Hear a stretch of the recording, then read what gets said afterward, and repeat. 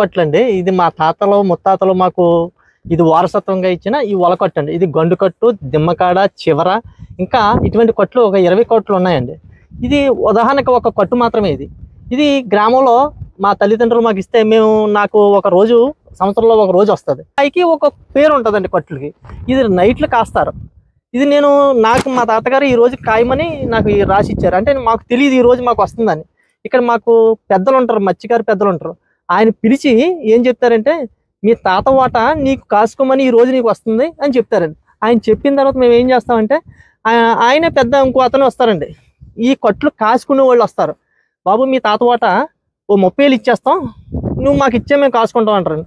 అది ఏకాదశి రోజున మా గ్రామంలో ఉండే రామాలయం దగ్గర ఈ పాటలు పెడతారు ప్రతి ఏకాదశికి. ఆ పాటలు పెట్టిన తర్వాత ఆ పాటలు మేము అమ్మేసుకుని మా డబ్బులు మనం తీసేసుకుంటాం. ఆ రోజు ఎంత వస్తే అంత ఈ కాసుకునే వాళ్ళే తీసేసుకుంటారండి.